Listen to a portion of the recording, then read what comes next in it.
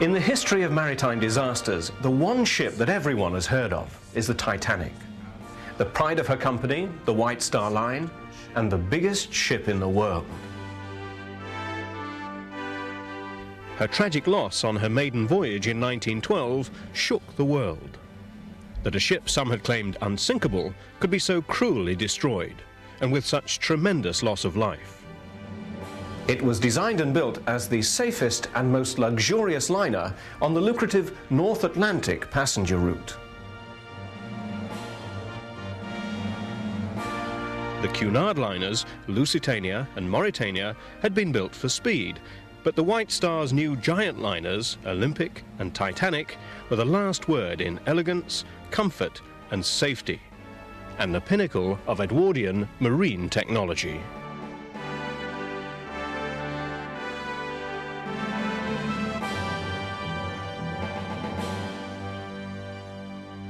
New theories are still being debated, whether inferior steel was used in her construction, whether a fire in her coal store urged the captain to maintain a dangerously high speed in an ice field with definite warnings of icebergs.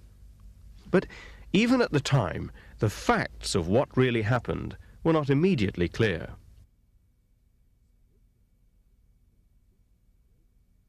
What is clear is that the great ship, built by Harland and Wolff in Belfast, along with her sister ship Olympic, set sail from Southampton on April the 10th, 1912.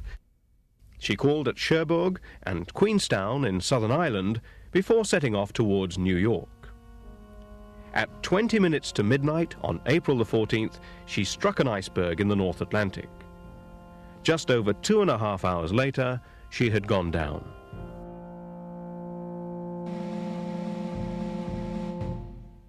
Only 705 people survived from the 2,228 on board. The liner carried more than the regulation number of lifeboats, but there were only enough places for about half those on board ship, and she wasn't even full. And with many lifeboats only partially filled, even less people could be saved.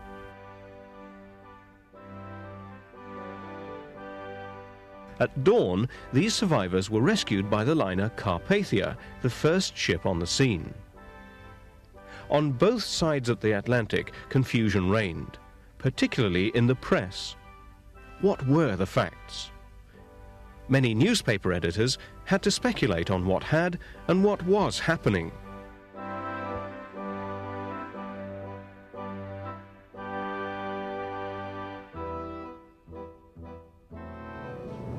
The Carpathia steamed on towards New York, which looked very different from how it looks today. Captain Rostron only allowed personal messages to be broadcast from the ship, so it wasn't until the Carpathia docked in New York that the press and the world knew the true story of the sinking of the Titanic.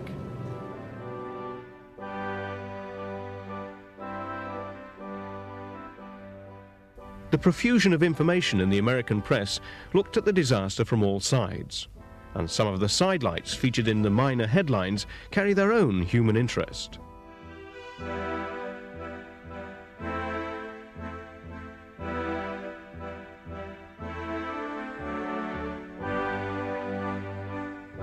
There was great use of illustrations. Pictures and artwork were suitably evocative and dramatic.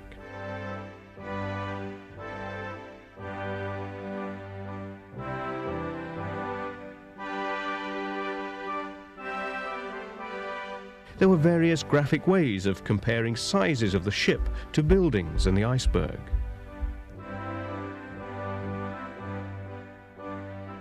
The British press also responded quickly. The newspapers of the time had a field day. The first newspapers in America just tended to report that the ship was safe.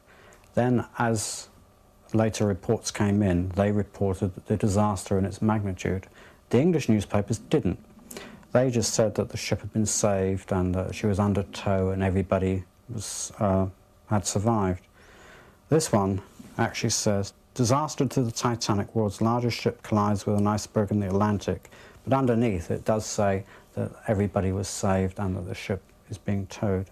In the later editions it had the full disaster. On Saturday, April the 20th, which was the first Saturday after the disaster, the newspapers, or a lot of them, produced their own special editions. This shows one cover of the Daily Mirror for Saturday, April the 20th.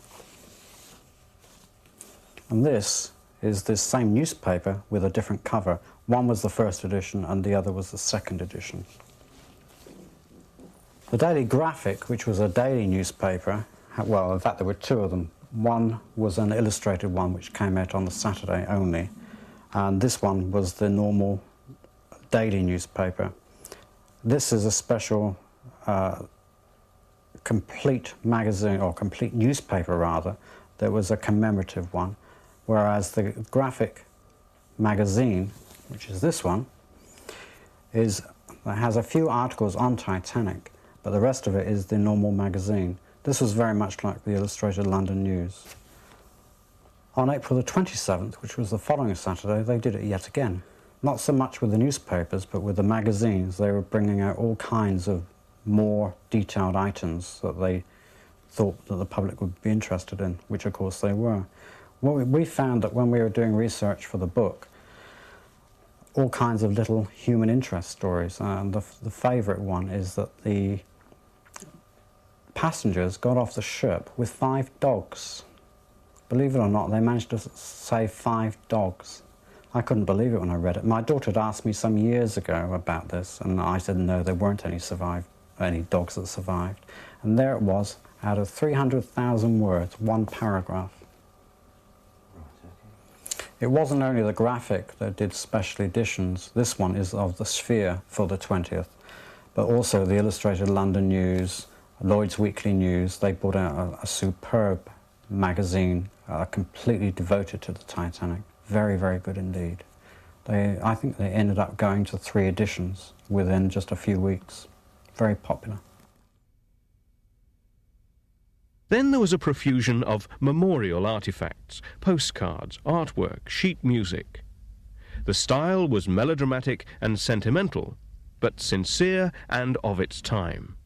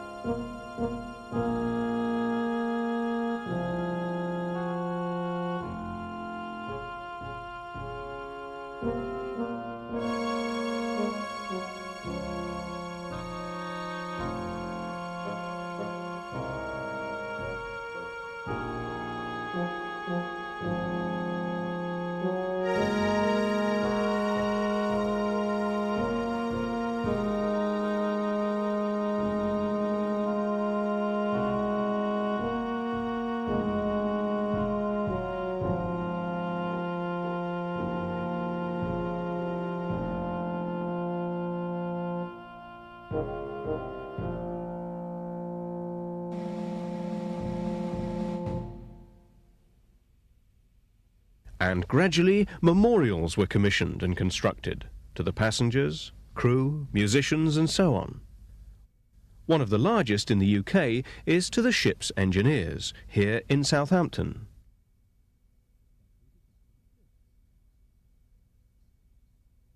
A statue to Captain Smith was funded by private subscriptions and eventually erected in Lichfield, Staffordshire, a place with no particular link with him or the great ship.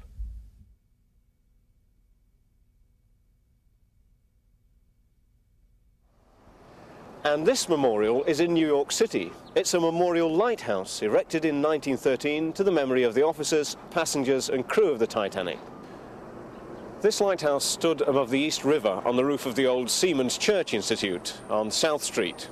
And from 1913 to 1967, the time ball at the top of the lighthouse would drop down the pole to signal 12 noon to the ships in the harbour. This time ball mechanism was activated by a telegraphic signal from the National Observatory in Washington, D.C. In 1968, the lighthouse was moved to its present position as part of the entrance to the South Street Seaport Museum. New York has more memorials to the Titanic than any other city.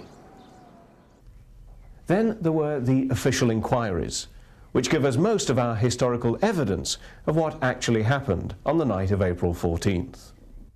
There were two inquiries for the Titanic. The first one was in America, where they subpoenaed nearly all the crew, including Bruce Ismay, who was the chairman of White Star Line, and the senator's report was that he personally was to blame, which was totally wrong. They also said that the ship was going too fast and didn't have enough lifeboats, although she was carrying more than the lifeboats required by the Board of Trade. There was a lot of problems with the detention of the crew in America, and after representations from the British government, most of the crew were allowed to leave except for the officers. Then, as they came back to England, another inquiry was opened. A lot of the crew were temporarily imprisoned for 24 hours in Plymouth. The unions managed to get them away from the Lapland, the ship that was carrying them, and after negotiations, the crew were sent home. The second inquiry was chairmaned by Lord Mersey in London, and their report was basically the same as the Americans. The ship was going too fast, she didn't have enough lookouts, and the captain ended up with the blame, which is, you know, standard. And White Star Line was very heavily censured over the loss of the Titanic. After the sinking, the ships were made to travel much farther south on the ice routes to lower their speed, to have lifeboats for all, and to maintain much better lookouts. In 1991, another government inquiry was instituted because of the finding of the Titanic where Captain Lord said she was.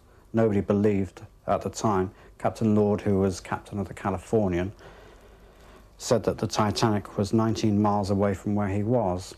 In fact, when they found her, she was 19.7 miles, so his navigation was spot on. And the family tried to clear his name. So the government instituted another inquiry. The report came out in April of 1992, and the report states that the ship was in the correct place, but because of the unbelievable clarity of the night, Captain Lord's ship did actually see the Titanic's rockets, but also stated that even if he had steamed at full speed, which obviously he couldn't do because he was in the middle of pack ice, he wouldn't have arrived any sooner than the Carpathia. Many survivors gave evidence at those first inquiries, and then they got on with their lives.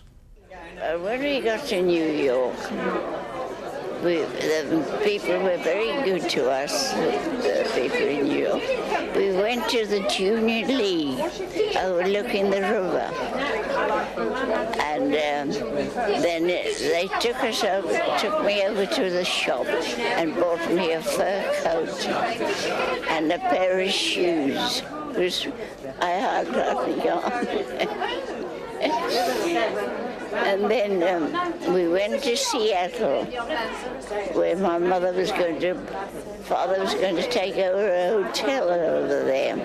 Because when Father got drowned, and all that was cancelled, you see. So my mother booked a passage back to South Africa. So we went back to Cape Town. My father's sister lived in New York, and the plan was that we were going to stay with her for, I think it was 3 or 4 days, and then get the train through to Canada. So of course she met us, and we were whisked straight off to her home.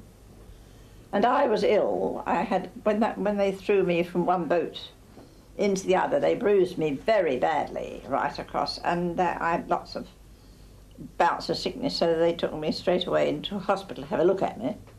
And so I didn't see really much of the furore, actually. And we came back home quite quickly. Now, coming home, my mother went to bed every night and slept. I was the one that was a terror coming home. I wouldn't come out of the cabin. She lured me up onto the deck one day, and that was about all. Well, she came back to her parents, who of course were getting on. She was 50 by then, my mother. And we lived in this small town with my parents. And then I had a great musical talent, I was told. Anyway, I played the piano very well, and I taught. And at 18 I had my voice trained, and I did a lot of professional singing. And she died when I was 23, and I went off to Australia. Well, I went to Singapore to stay with her godson, who invited me to do that, and then I went on to Australia with the idea that I might live there. I wasn't sure. But I did a lot of singing, and even in those days I was singing on the radio in Australia, and that's a long time ago, 1929. And but I didn't like it well enough to want to live there, so I came back to England. And I came back to England, and I had 3 or 4 really bad colds, really bad colds, and I couldn't sing. And I lost a lot of engagements through not being able to go, and I thought, well, perhaps... I came back in the winter, you see, from this very warm climate. So I thought, well, perhaps I'd better do something else. So a friend of mine had a very large wholesale motor business, and so I joined him there and ran the wholesale department. Still did a lot of singing in the evenings and that sort of thing. And then, of course, when the war broke out, like everyone else, it wasn't a question of what I wanted to do. I was a single woman on my own, and I could very easily have been sent up to a munition factory in goodness knows where. So I went to the Ministry of Food, and I was the food officer for this borough, and I hated it. Dislike it. Filling in forms and answering questions, no good to me. So I got out of that and went to work in a factory where they were making not actually munitions, but parts for guns and for what we called bomb slips, the things that the bombs were slipped with, I suppose, out of the aeroplane. And I liked that. It was people, I was working with people. And the director let me join the Industrial Welfare Society and paid for my training. So I became an industrial welfare officer, and that I did to the end of my working days, which I loved because it was dealing with people. In addition to that, I was a magistrate, and I loved that too, because again, it's people. Now I'm so old I have to just sit and talk about it. And shortly after the war, Walter Lord, researching his book, A Night to Remember, was trying to contact as many survivors as possible. Eva Hart is a perfectly marvelous person. She was only 7 or 8, but she was extremely wide-eyed and alert, and remembered, I thought, very well particularly the awakening of her getting up, getting dressed, getting life preserver, getting it up on deck, being separated from her father, or when he put them in the boat, I think. And it was, she was just a wonderful source, and she liked talking about it. There were other wonderful sources. Renee Harris was a lady who was on board the Titanic with her husband, who was a theatrical producer. They were in the theater business, and they knew she had a sense of crisis and climax, and she later went into the theater business herself because she lost her husband on board. She got on one of the last lifeboats, in fact, the last lifeboat. And she could see what I was looking for, the vivid things. And she was at the same time a good reporter, and she was on almost to the end. Captain Smith saw her at one point on the bridge when the ship was almost at its beam's end, and he said, "What are you doing still here?" Because he knew her from being a prominent passenger. And she walked from the starboard side to the port side through the bridge. I think she was probably the last passenger to see Captain Smith, because she left only 15 minutes after her lifeboat left, the ship went down. Oh, she was one of the best sources, too, that I had. Her name was Edith Russell. She was a perfectly wonderful person. She was a fashion stylist, she called herself. Her name was Rosenbaum at the time, and she was Edith Rosenbaum. And she had been to Paris for the spring collections of dresses and fashions and style. And her business was a little bit borderline. She made quick sketches of them, brought them back for New York to the designers, and which she sold them. So she had a sort of running trade back and forth across the Atlantic. She was on board with a separate cabin full of dresses and so on. The one thing she had that was of virtually no value, but which she cherished, was a little music box pig, which was a lucky symbol. She had been in an automobile accident, had survived, and her father gave her this, told her it was a lucky talisman to take it with her wherever she went. Pigs in France bring you luck. Edith Russell was firmly convinced that it brought her luck, and she wouldn't dream of doing anything without the pig being along. So when the Titanic was sinking and she was out on the boat deck waiting to get into the boat, she suddenly realized she didn't have her pig. And she was very hesitant, and her steward came up to her at that time. Stewards being very solicitous people on ships. They'll do anything for you. And this steward proved it by going back to Edith Russell's cabin and getting for her the pig, this pig. And so when he came back, it was wrapped in a blanket. And it was such a big bulging thing that in the half-light of lowering the boats, a sailor took it and threw it into the boat and told Edith to follow it. He thought it was a baby. And he said, "There's your baby, follow it." So Edith did follow it, and therefore she claims was saved by the pig. It's a musical pig, and she wound it up and played the Maxis for the children in the lifeboat. But most of the passengers in that boat that I found were just irritated by the pig, rather than thinking it was such a touching detail. William McQuitty, who produced the film version, A Night to Remember, was given a purse which had been found by a survivor in one of the lifeboats. There were some 80 survivors alive when I made this film, and I had 50 letters and contact with 50 of them. Edith Russell came on board the sets from time to time, and so did Lawrence Beasley, and with great help. And one survivor sent me this purse with a letter, and it's a silver purse, and inside there's a 1-cent American piece dated 1912. I received this silver purse from Joe Mulholland. He says, "I met an old shipmate of mine down in the River Plate, South America, in La Plata. When ashore on the booze, his name was Baker, but all his mates called him Pancake. He was one of the crew who's lucky, one of the lucky ones to get away. He told me that the purse was lying in the bow of the lifeboat in which he was fortunate to crawl on board out of the ditch. Inside the purse was a brooch and $20, a ring, signet, 1-cent piece, a silver chain attached to the purse as strap or handle. I asked him what he did with the ring, brooch, and chain, and he told me they flogged them for booze. I got the purse from him for a drink or two containing the 1-cent piece. Pancake died in the asylum in Belfast." It's a difficult letter to read because... Bill McQuitty saw the Titanic launched in Belfast as a boy, and he renewed a contact with the ship by having a copy of his autobiography, A Life to Remember, taken down to the wreck in a submersible. And it's got the official stamp to prove it. This book was taken down by the Russian submarine Mir 2 to the wreck of the Titanic. And this is a certificate to that effect. Bill McQuitty's film, A Night to Remember, is the finest screen version of the tragedy. And somehow the Titanic and the cinema were made for each other. The spectacular bigness of the whole venture, the blend of classes and characters aboard her, the epitome of elegance and style in design, engineering and lifestyle, and yet the fatal flaws in the design that could not save the so-called unsinkable ship from sinking, and in human judgment to negotiate an ice field at full speed, and to evacuate the liner more effectively with the time given to do it. The ship within sight that didn't come to the rescue.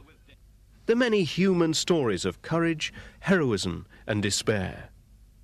It was a microcosm of society and the end of an era, and it was a story made for the movies.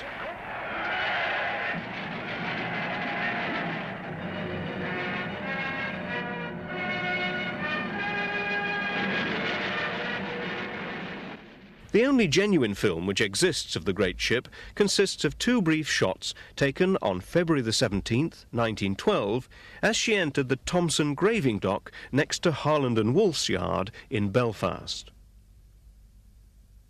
Within days of the sinking, newsreels were being shown, put together from existing footage of the Titanic's sister ship Olympic, filmed on her maiden arrival in New York in June 1911. And here doubling for the Titanic. This is one surviving newsreel.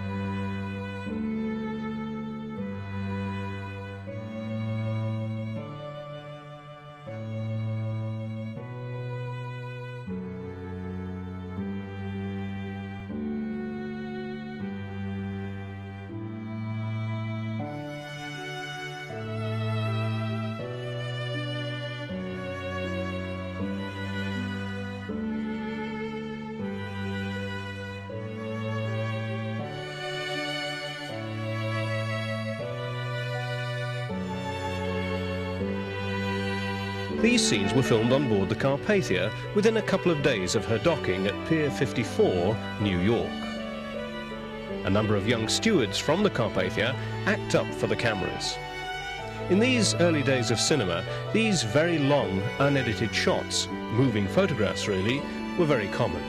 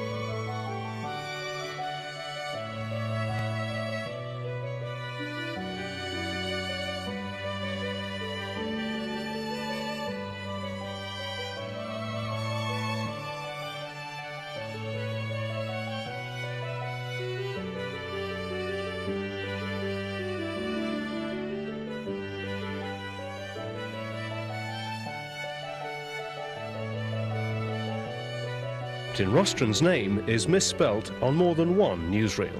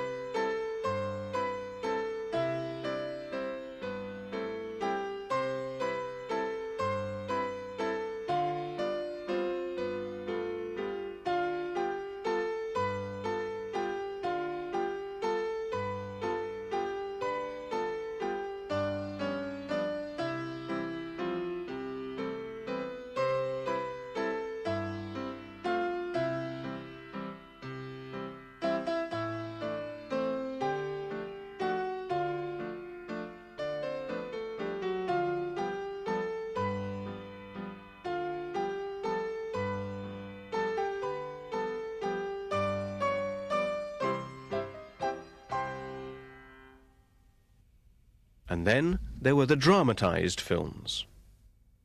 Well, the first Titanic film was produced in New York in just within a month or so of the disaster, and it was called Saved from the Titanic. And it starred a young lady who had actually been a passenger on board the Titanic, Dorothy Gibson. The film was planned, written and shot in 3 weeks and released on May the 14th, 1912. No print of this film survives. It was made by Eclair, a French film company. Dorothy Gibson had been saved in lifeboat number 7, which was launched at 12:45 a.m. with only 28 people on board. Here she shows the location of the sinking. And here she wears the same clothes in which she was saved from the Titanic. Here she's greeted by her father and her boyfriend, Ensign Jack. And these are the Eclair Studios in New Jersey.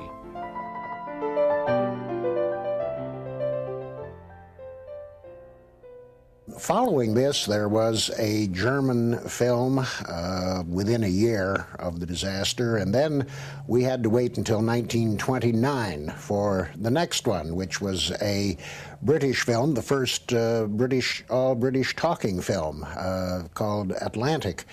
And Atlantic had among the members of its cast a young lady named Madeleine Carroll. Atlantic was interesting in another respect. It was shot simultaneously. The same sets were used, and the English version was shot, and then they brought in another set of actors who did it in German. To make a comparison, here's a particular scene in English and then the same scene in German.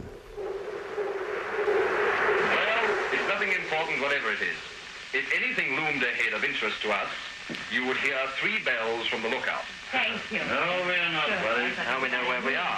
And if you waited for that, you'd probably sit up all night. Good night, all. Good night. Good night. But I'm not going to do that. Und wenn wirklich was von Interesse gesichtet werden sollte, dann werden Sie von dem Mann im Ausguck 3 Glockenschläge hören. Auch nicht zu ängstlich. Und wenn Sie darauf warten wollten, dann können Sie die ganze Nacht hier aufbleiben. Nein, wollen wir nicht. Jedenfalls eine gute Nacht.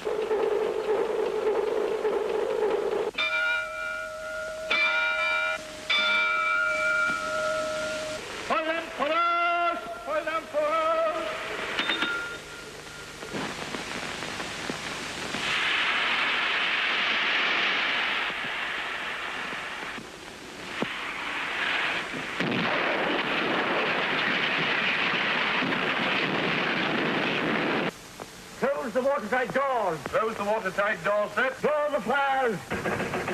Draw the fires. Draw the fires. Draw the fires. Hauptwitz! Schatten schließen! Schatten schließen. Löscht die Feuer unter den Kesseln! Löscht die Feuer unter den Kesseln. Löscht die Feuer unter den Kesseln!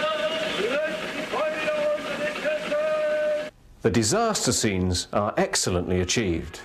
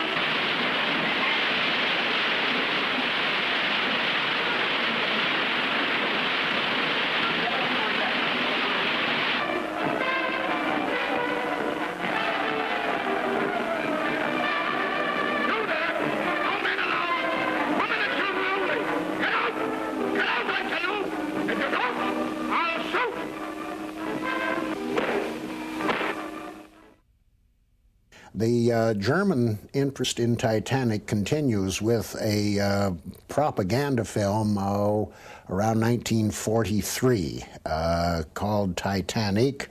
And interestingly enough, some of the footage in the German propaganda film turns up in A Night to Remember. There have been several other films done during the post-war years. But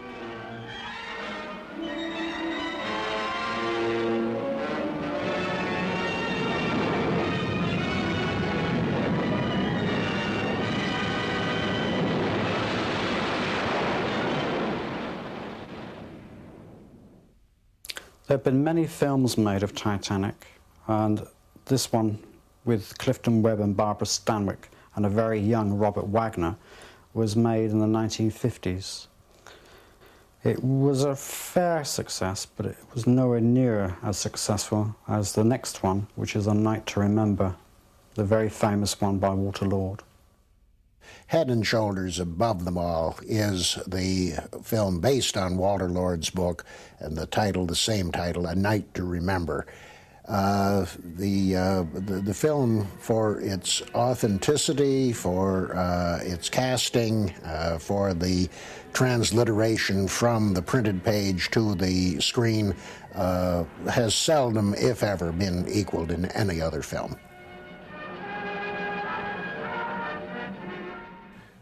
There is always, I think, a difficulty in translating print medium into visuals. And I think in the case of A Night to Remember, the test of time shows that it was a marvelous, marvelous translation between those two media. You have incredible attention to detail and accuracy, the sets, the costumes, the dialogue, everything is right on the mark. And from a historical standpoint, that's what we look for, something that is true to the original event. A Night to Remember is a significant movie for the reason that it is keeping the modern generation aware of the story of the Titanic.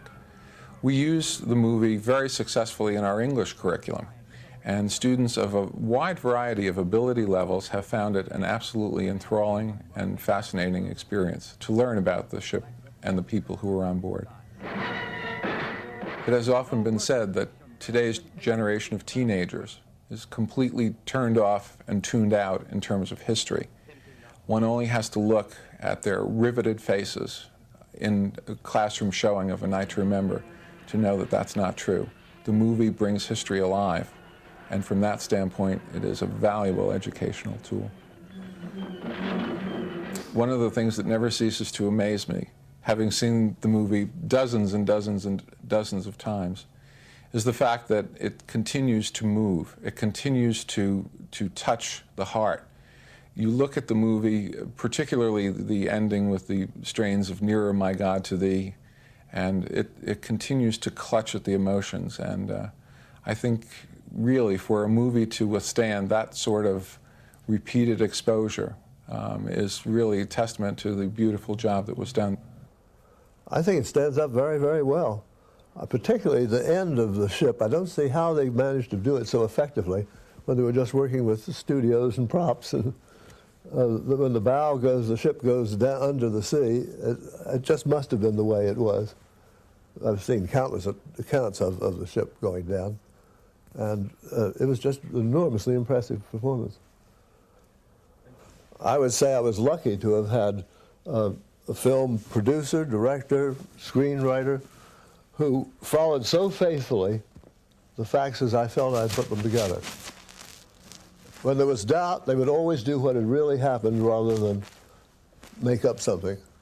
I remember Eric Ambler changing several bits of dialogue and to the script to go with what I said. And I was so sure that what I said was right that I didn't appreciate sufficiently that the people who made the film were willing to go along with me, whatever I said. Walter Lord is the dean of Titanic scholars. In fact, I owe my own interest in the Titanic to having read Walter's book when I was just a young child.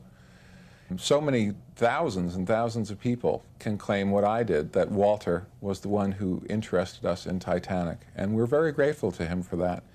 Without his book, many of us would have been blissfully unaware of the incredible drama that was Titanic. So I think Walter is really the genesis of the modern study of Titanic. It was he who essentially built the first bridge between the coverage of 1912 and the modern day research efforts that are going on. It's in its 55th paperback printing. Then they're printing their editions all over the world. For a while I collected them all, and I have a dozen or more, and they're fun to keep, and I proudly put them up on the shelf of my bookcase. But it interests me that so many people in so many places have become interested in this subject. The editions are in every language you could possibly think of. Not long ago, somebody sent me 9 copies of the Pakistani edition. Well, I wish I had 9 Pakistani friends, but they just sit on the shelf as it is. The whole subject has become sort of gotten much attention. Bob Ballard has now gone to the bottom of the sea and found the ship, and that opens up a whole other can of mysteries. And I get a great deal of mail from all over the world, and interestingly enough, all ages. The letters start coming when children hit about 10 or 12, and if they're precocious and readers at all, they will start reading and they will start asking questions too. And they do that a great deal, and I try to answer them all. Do it a great deal, probably I get half a dozen a month. And considering this has gone on for 30-some years, it adds up.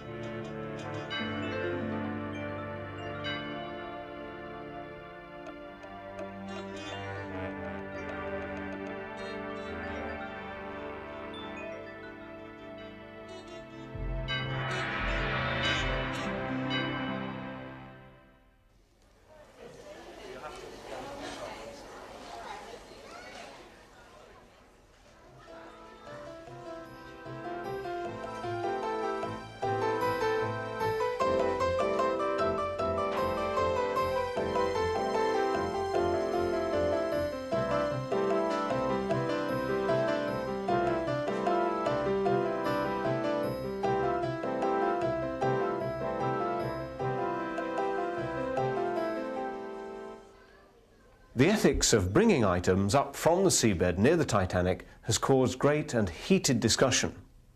But what this exhibition has done has brought the Titanic tangibly closer to today. Suddenly, it all seems very close, very new, very real. The Titanic is one of those subjects that fascinates people. It's full of interest, it's full of intrigue, and it's still very controversial. The story of the Titanic echoes down the decades.